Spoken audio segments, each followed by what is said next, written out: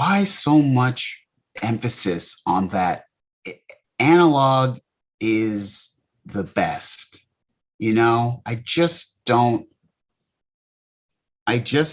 understand. Um, like no pianist would say, uh, fine. Pianists would say, hey, if I'm going to write a piano thing, I would want to play a real piano because I like to play real pianos, of course. But let's say that you are a person who's doing film, right?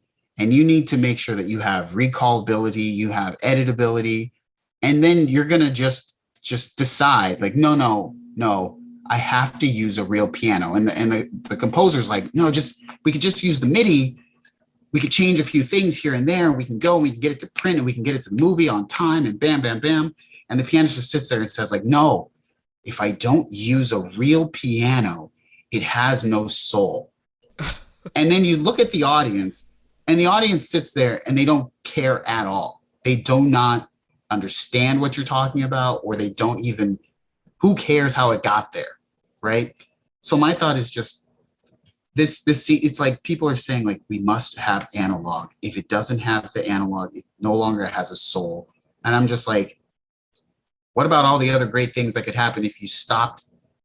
Not saying analog isn't nice, but you have a limit to polyphony at some point because of cost and heat or something, which is why, like, what is the highest?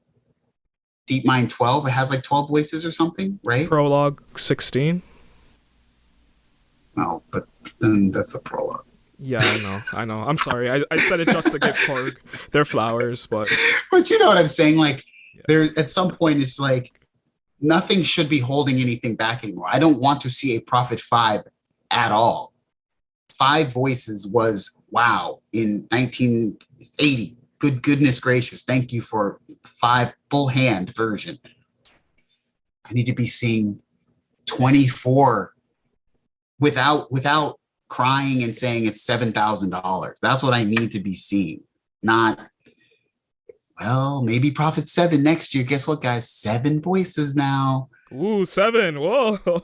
7 Extended same chords. price. Yeah, it's just like just I don't know. I don't feel as if we're moving forward. The Prophet X might have been a great step forward, but I don't think that it fit any certain market specifically, and that was the problem.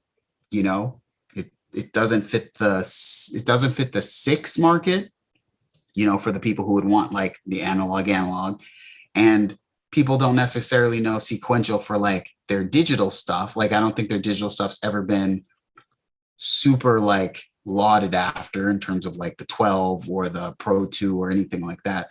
So then they have those people, and then you're like, well, but it could be for everyone, and it's like, but then to me it became for no one, because that's how they say if you try to make something for everyone, you make something for no one. And I don't know their numbers or anything, and I think that the X is very cool. I just can be like, well, it's too expensive to just even try it. So now you've already like X'd out a bunch of people, right? If you made that Prophet X for $1,200 and you made it some crazy desktop amazing thing, I would be all in. But only keyboards, I believe, only over $3,500. It's a limited market just because of price. And people will say, what? Well, Ferrari doesn't lower the prices to get to everyone. I know they don't.